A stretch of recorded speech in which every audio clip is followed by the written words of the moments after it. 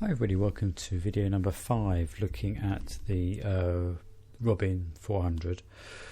Those of you who've seen my videos before for the other aircraft, I usually spend a couple of videos configuring the Stream Deck and getting the graphics sorted out, and then configuring the X-Touch Mini and looking at the layout.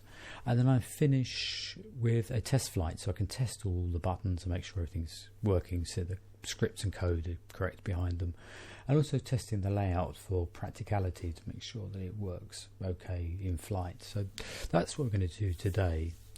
Slightly different from normal because it's not a complex aircraft, so I had lots of spare buttons on the X-Touch Mini, so I've programmed quite a few things onto there that I've also got on the Stream Deck. And in fact, I think I got to the point that I've got everything I need all on one controller, the X-Touch Mini. So I'm going to try and fly the entire flight without touching any other controller. And I will put up on the screen both the X-Touch using a webcam and the software version of the Stream Deck, so you can see that when I press and control things on the X-Touch, it will also reflect that change on the Stream Deck, so using that as an indicator more than an actual active button, which is slightly awkward for me because I normally fly with the X-Touch controller on top of the yoke, so it's easy to turn the knobs and press the buttons without it sliding all over the place. But I can't get the camera in position for that, so I've had to move that over on top of my throttle quadrant, so it's not directly in my eye line and it's a bit slippery. It tends to move across the table a bit as I turn things and press things, so we'll see how that goes. But I will put both of those in your view so you can see them as I use them. The other thing that's slightly different about the flight today is, as I said, the Cadet is really built for visual flight. It's got one radio nav, but not really great for radio nav, and it's really a visual flight. So today will be a VFR type flight, and if I talk you through what I'm going to do, I use Google Maps to talk you through it. It's based around London. I'm going to fly from the south of London to the north of London, so it's a relatively short hop flight. Those of you who don't know the geography of London particularly, this is the densely populated area here, and this is where they've modelled the buildings, 3D models of the buildings and that kind of stuff is around here. So we'll fly through that bit. And it's got a couple of ring roads, orbital roads. These ones sort of grew historically over time, but this is the big planned route that they decided to build 30-40 years ago, something like that. Fairly large motorway, it's easy to find, called the M25. And where we want to fly to is sort of nestled in here. Stapleford Aerodrome is, well, here it is, in fact, there's Stapleford there. And we're going to fly from Biggin Hill down here in the south. So we're going to fly from Biggin Hill to Stapleford, and there's the aerodrome there. And it's relatively easy to fly east from Biggin Hill and pick up the N25 and fly to this river crossing here, the Dartford River crossing. It's the last bridge before the estuary in the sea, so it's quite easy to know that you're there at the right bridge. In fact, there's quite a long gap between the bridges here, so that it's one of the few crossing points for this part of London. So it's it's a major crossing point. In fact, it's a bridge and 2 tunnels underneath as well, so it's quite a congested area.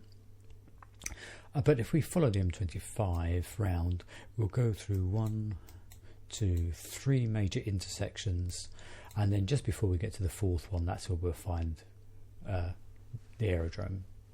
So that's one method we could use, is to fly VFR and follow the motorway all the way around. Or we can go from Biggin Hill directly north and get to the area here where they've modelled the buildings, the 3D models of the buildings and that sort of stuff, because you can see the quality of the scenery here, and then follow the River Thames down till we get to the bridge, and then follow the M25 round. And that's what I intend to do today.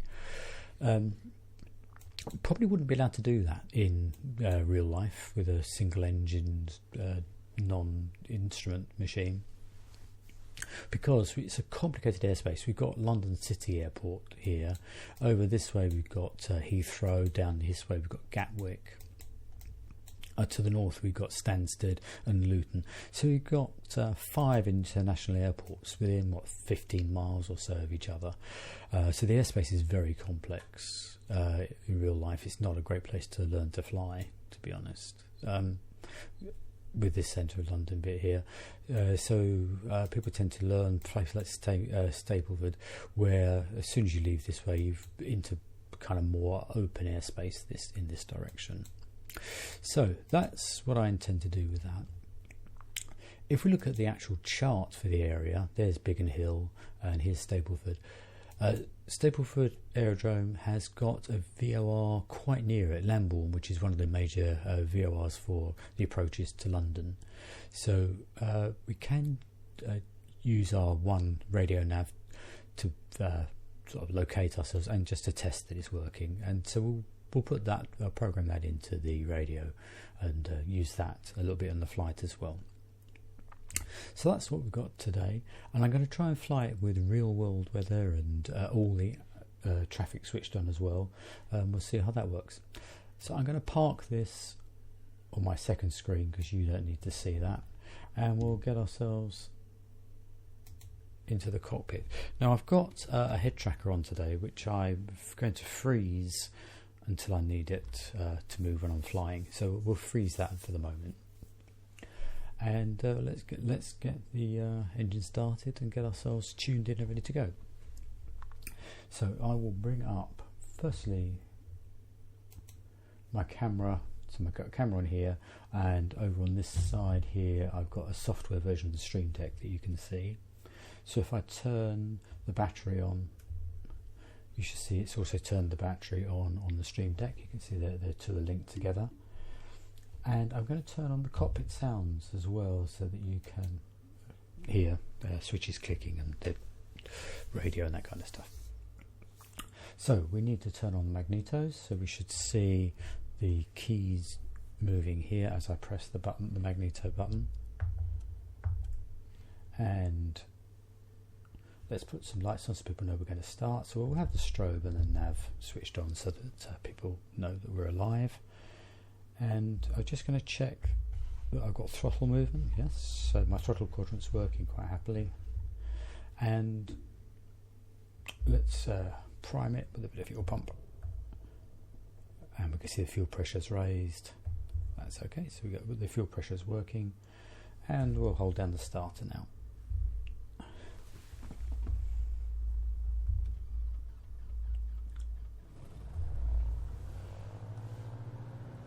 And turn on the alternator, and we'll switch on the avionics. And it's a bit of a dull day, it's very overcast today, so what I'll do is I'm going to switch to layer B here. Let's just move the camera slightly.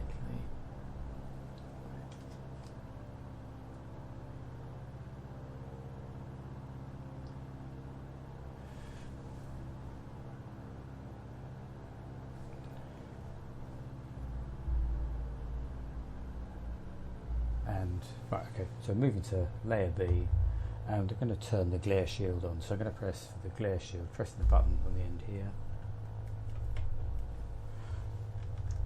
And we can dim that down a little bit. And we'll do the same with the panel, we'll turn the panel lights on. So we've got some illumination going on.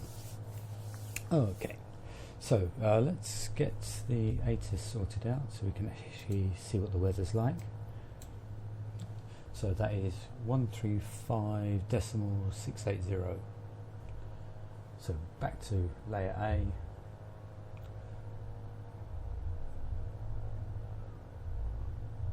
.680.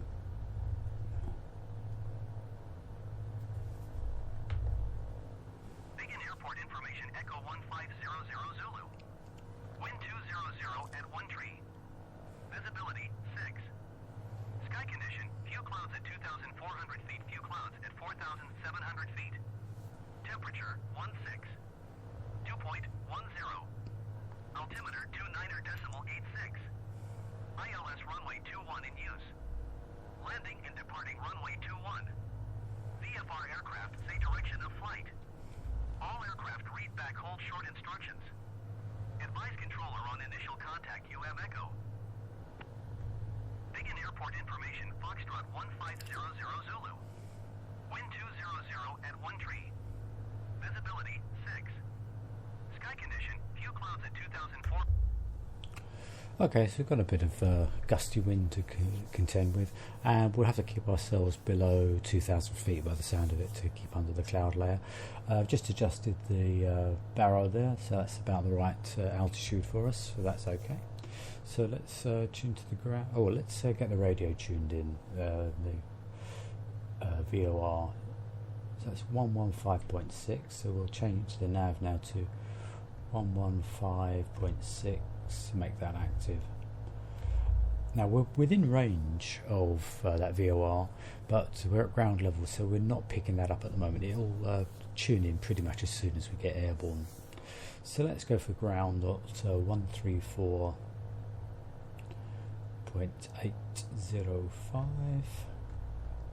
and get permission to take off.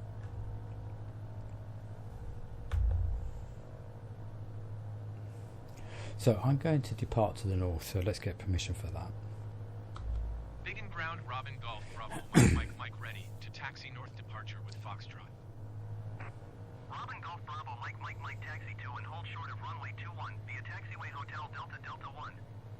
Contact tower on 1 tree for decimal 805 when ready. Taxi 2 and hold short runway 21 using taxiway Hotel Delta 1 Robin, Mike. Okay, so we'll turn on the taxi light, and again you should see that reflected on the stream deck. That's coming up as confirmed, that's on. And we'll just quick check around, everything's sorted, the trim's sorted, and we'll take the parking brake off now, so we'll see that parking brake moves.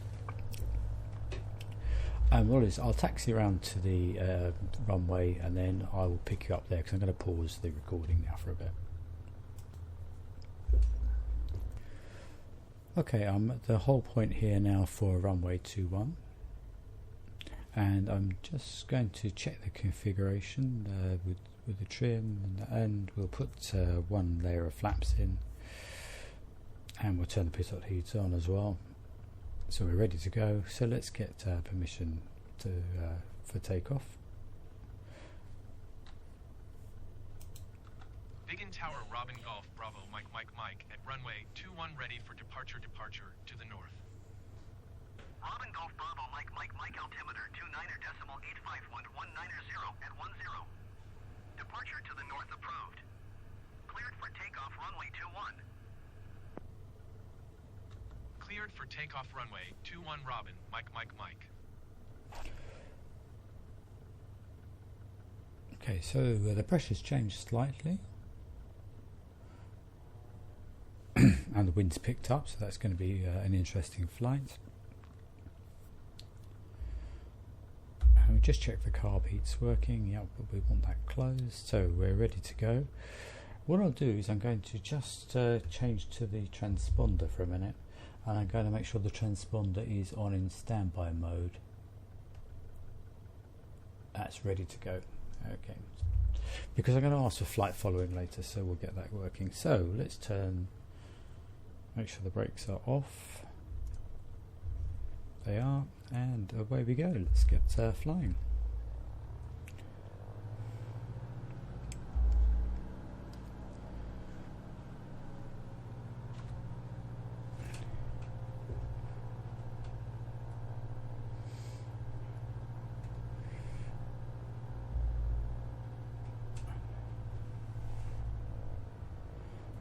Well, air traffic control didn't know anything about this aircraft being in the way. That's interesting. I wonder if it's going to move for us.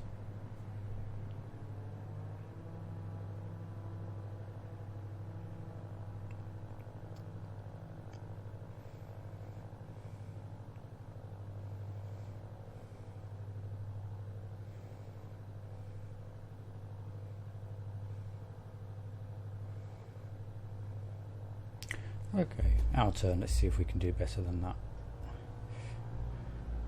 Now, it's quite an underpowered engine on this plane. Well, he's going to have fun. There he goes.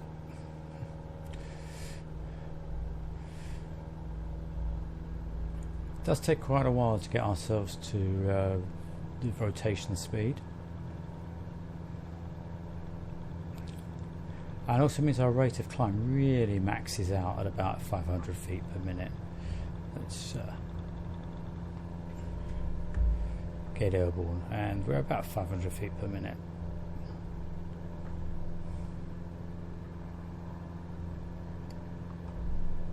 And you can see that the radio nav has just kicked in. It's just picked up the frequency.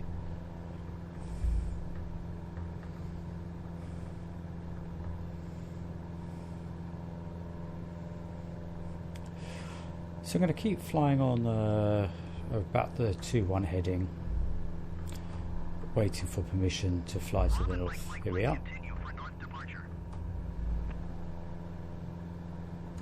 Biggin Tower, Robin Golf, Bravo, Mike, continue for north departure.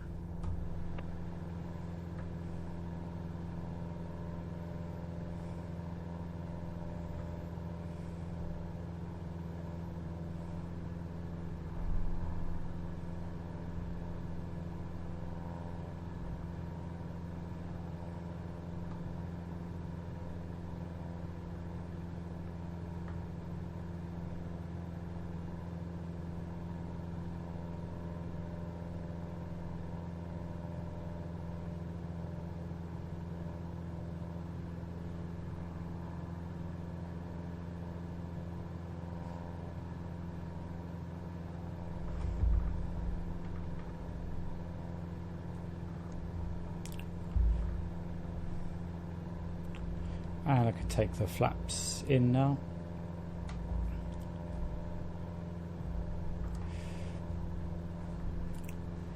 Interesting to see how they've modelled the gusts. They're very chunky gusts. It looks like it almost flew around in steps around that turn, but that's all to do with the gusts.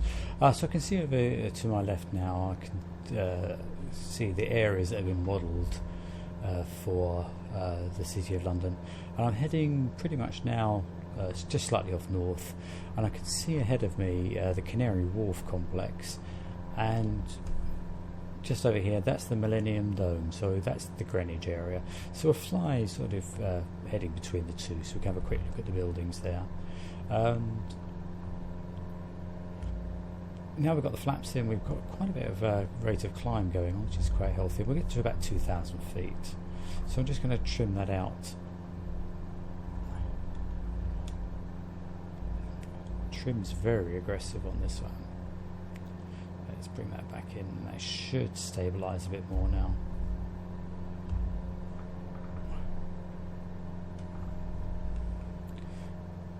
But I still want to reach that 2,000 feet.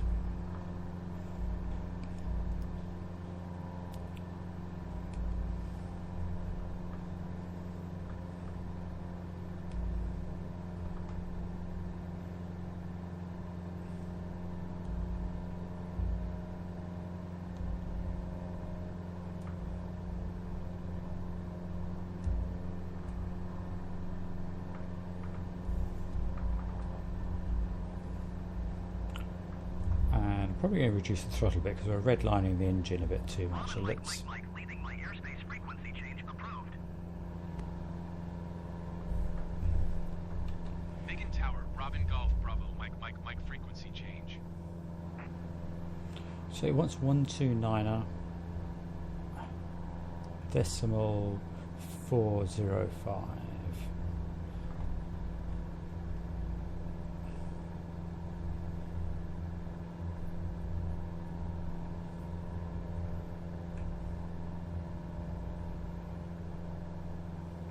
We'll make that active, and we can ask for flight following. So I'm going to switch to the transponder by switching on to layer B. Biggin approach Robin Golf Bravo Mike is type Robin DR 46 miles north of Biggin, 1,400 feet. Request flight following. Robin Golf Bravo Mike Biggin approach. Squawk 5515.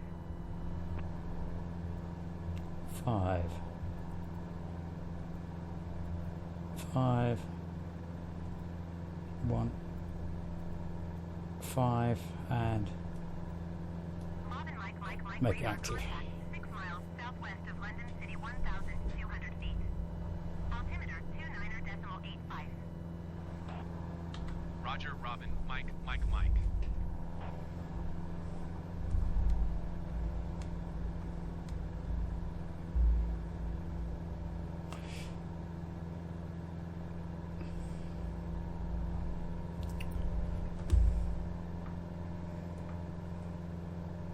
So there's the River Thames, and we can see the modelled buildings. See some in the City of London, the Shard, and that to the left. But we're going to start to turn right now and follow this river here. So this is Greenwich. This is where Greenwich Mean Time is set. This is the meridian, so we're actually going from the west to the east, and this building here, that's the actual meridian line runs through there, I believe. That's the Maritime College. And you can see the planes here. Some of these are coming out of City Airport. There's one here, one going over that way. So there's quite a bit of activity going along here. And just a little bit more throttle, a little more trim back, and let's get 2,000 feet going.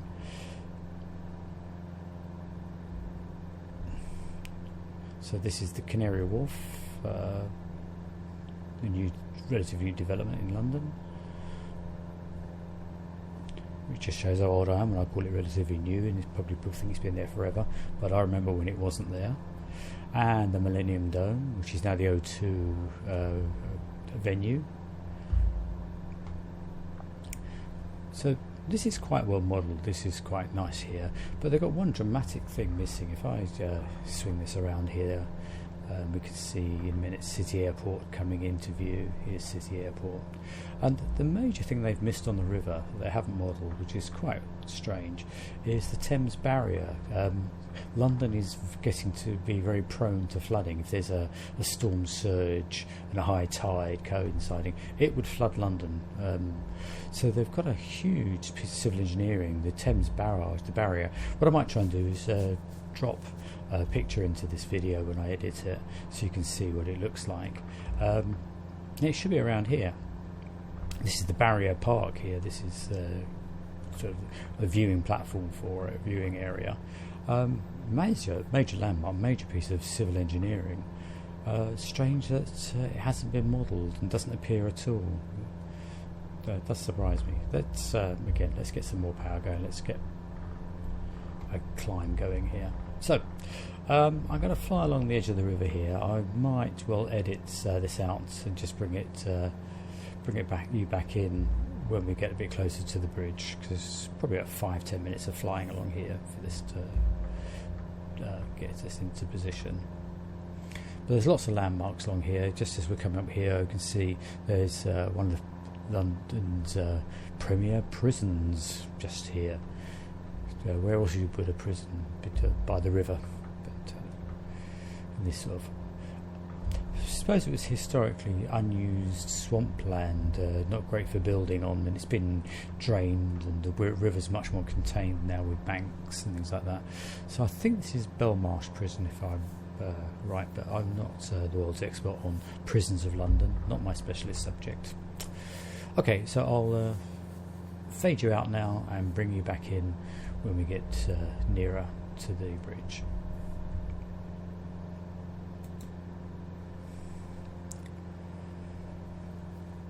Okay, so I'm bringing you back in now. I can see the bridge here in the distance, and we've climbed to about 1,500 feet. I don't want to get too high because I want to show you some of the ground detail on that, so I'll probably level that out about here. And I'm going to fly slightly south of the bridge because I said the other route that we can come in on is to follow the M25 up to the bridge. So we'll sort of pick the motorway up and follow that in as if we'd followed that road to the bridge. In fact, as I say, it's a bridge and river tunnel crossing. So I can show you the detail that they've modelled here. And they've modelled the tunnel entrance quite well. It's the bridge that's completely disappointing. It's quite a large suspension bridge, and they've modelled it as some kind of flat pontoon platform, which is really quite disappointing. Again, for the locals, it's a major landmark. In fact, what I'll probably try and do again is when I'm editing this, I'll try and drop a couple of pictures into the stream so you can see what it looks like. So, fairly disappointing that they've not got that modelled. But anyway, let's bring around. If you look here, there's the motorway here, and this is the tunnel entrance. It ramps down and goes into the entrance and comes out here, and you can see it's modelled fairly well. Let's complete the turn.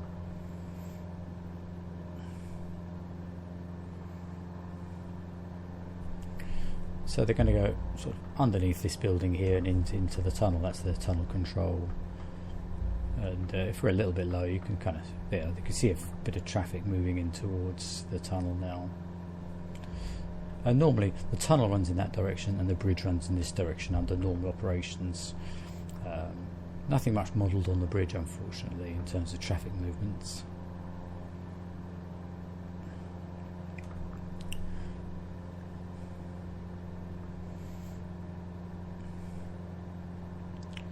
And here we can see, sometimes you can actually see the traffic moving underneath the water, which is really weird. Depends on the lighting on it. There we can see some cars moving underneath the undergrowth there. But actually there's the tunnel exit here. There's 2 bores to the tunnel. And then we're out the other side. So we've got to count 3 intersections around.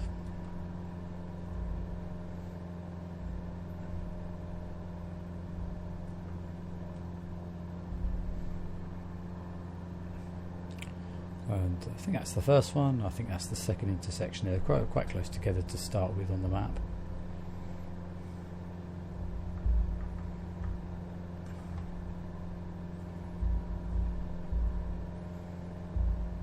And we'll trim out this climb and get a bit of airspeed going.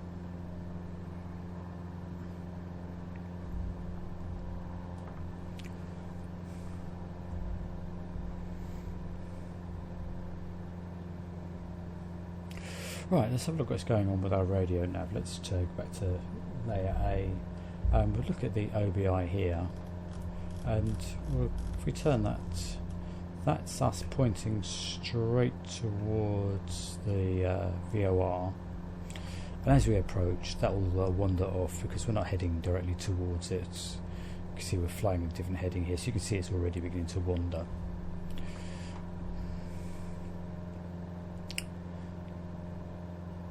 So what I'm going to do is I'm going to turn this so that it's looking for the 270 radial.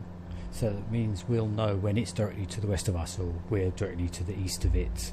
We'll know when we reach that point, which means we'll be very, very close to where the aerodrome, our target aerodrome is. Right, let's take some throttle off. We're redlining the engine a bit. Climbing a bit, so I want to throttle back and let that descend a little bit and continue to follow this motorway around.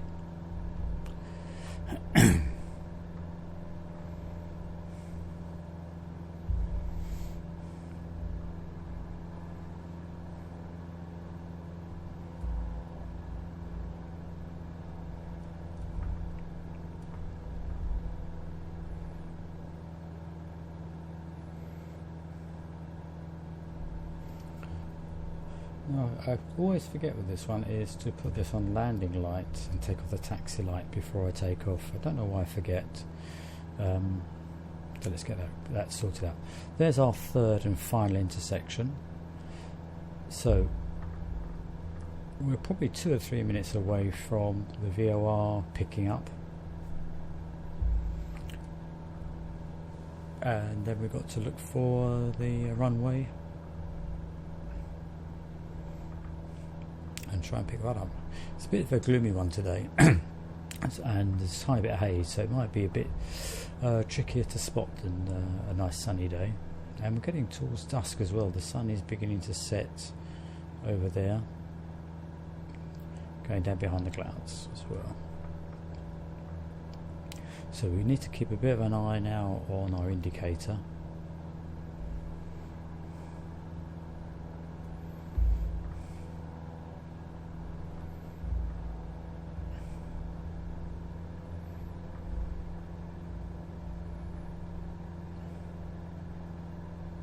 I'm just adjusting the throttle to try and level ourselves off.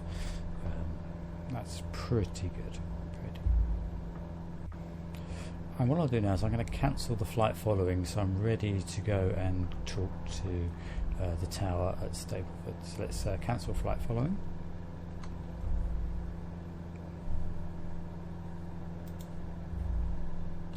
Begin approach, Robin, Mike, cancel flight following. Robin, Mike, begin approach cancellation received. Squawk 7000. Frequency change approved.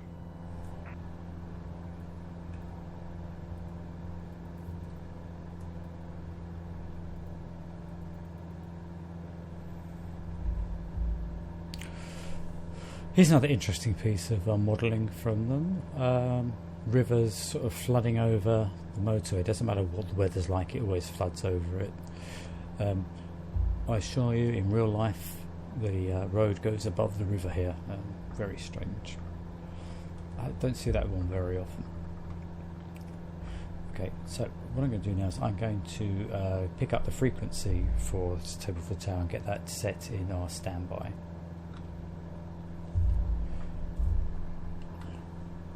And I want 122.805.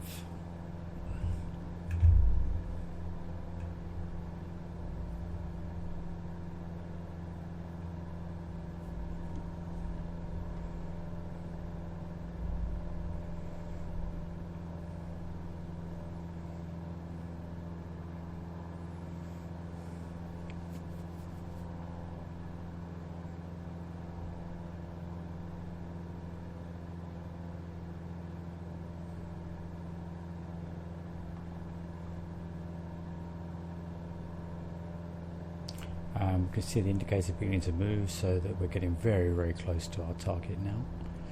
So we need to look over here and pick out the runway out of the gloom.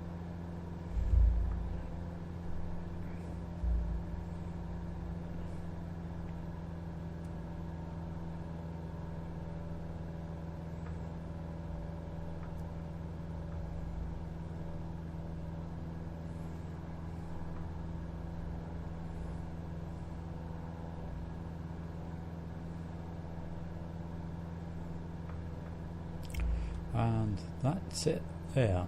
So what I'm going to do is I'm doing an overhead join. I'm going to fly parallel to the right hand side of runway 21.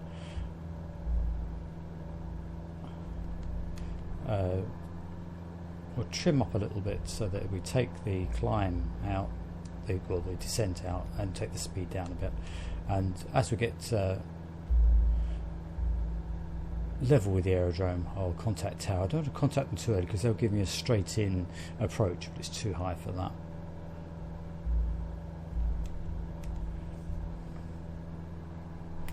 But let's make that frequency active now.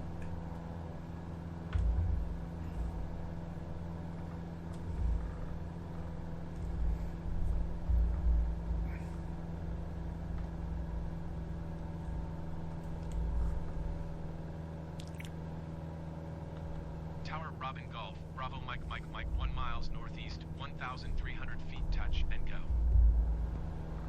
Robin Golf Bravo Mike Tower. Altimeter 29.85, wind 195 at 6. Enter left downwind runway 21 left. Robin Mike wind 195 at 6. Clear touch and go left traffic runway 21 left. Cleared for touch and go runway 21 left, Robin Mike.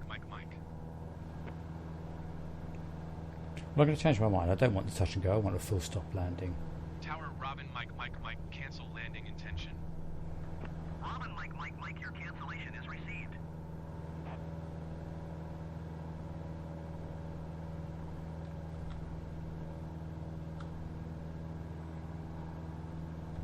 Tower Robin Golf, Bravo Mike, 1 mile southwest, 1,100 feet to land. Robin Golf Bravo Mike Tower. Altimeter 29.85, wind 196 at 6. Make left traffic runway 21 left. Fly left traffic runway 21 left, Robin Mike.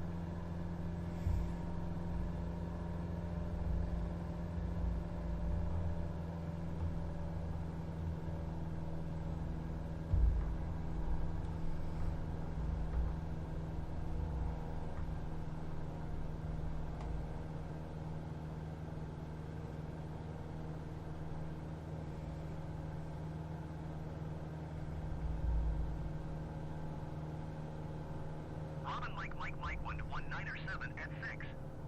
Clear to land runway 21 left. Clear to land runway 21 left Robin, Mike.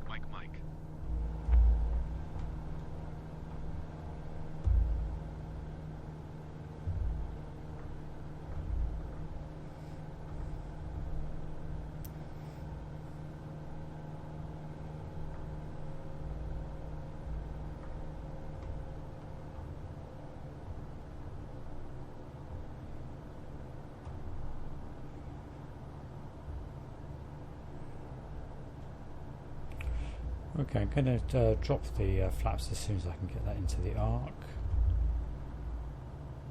And first layer of flaps down.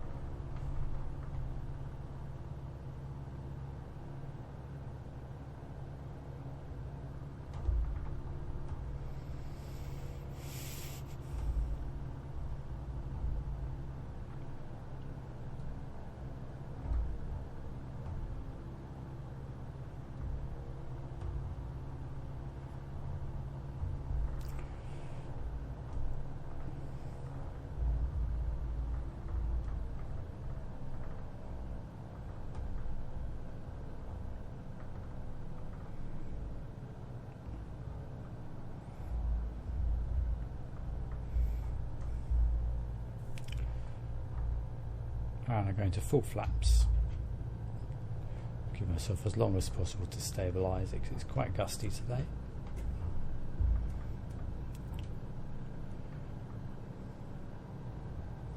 And I've got one red and one white, so it looks like I'm pretty close to the glide slope.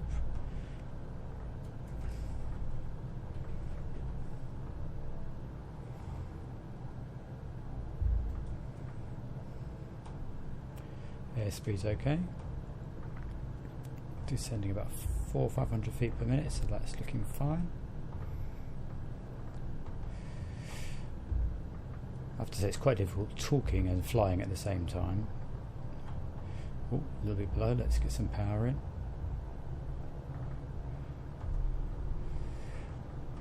Over the motorway. And so it's an uphill runway here. So it's quite deceptive visually.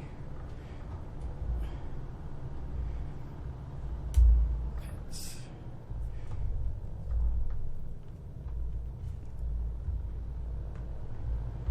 full mixture I forgot. Let's get that sorted.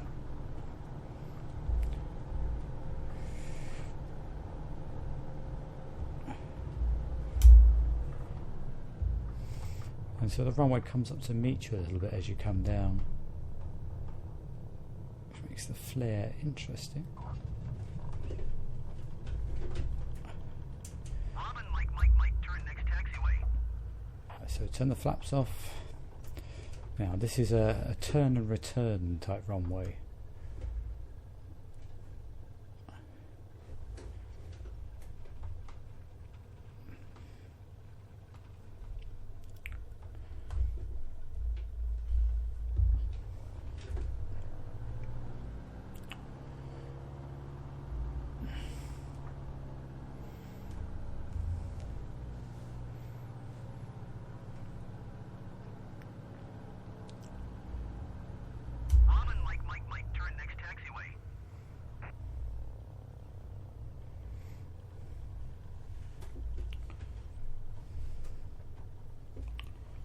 And this is the hilliest part here. So we'll take it quite slowly and carefully around this corner.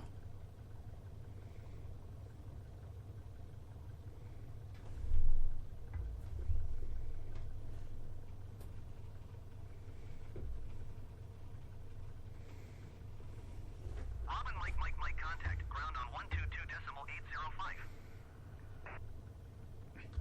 122.805 for Robin, Mike.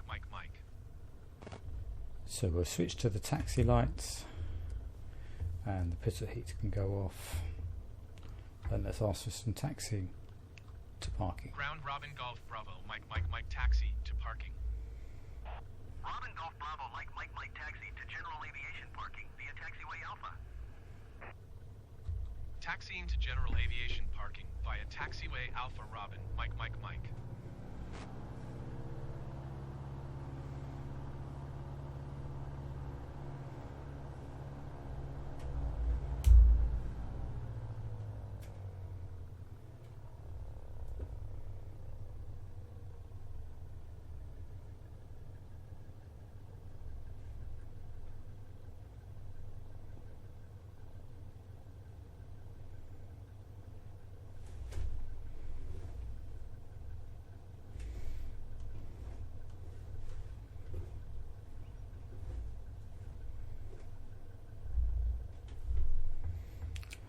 Okay, so we'll have brakes on, turn the magnetos off,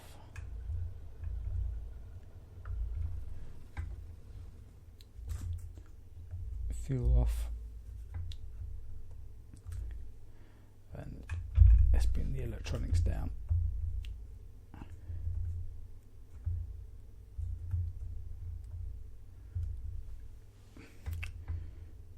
Okay, so that's all cold, dark and ready to go. Okay, so I hope I've proved my that all my programming has worked, and that the layout actually works quite well. I can find my way around those controls without having to dither and look too much. Not too bad a landing. One of the better ones that I've done recently, and managed to fly VFR most of the way. So I hope that was useful to you, hope it was interesting, and I'll see you in the next video when I start to do another aircraft. I'm not quite sure which one I'm going to do next. I'm sort of guided by the training pack for VFR flying that I bought, so whichever aircraft they put me in next for the next exercise, I'll probably have to program that one up. So I'll find out what that is and we'll do that one later. Okay, so I'll see you in the next video.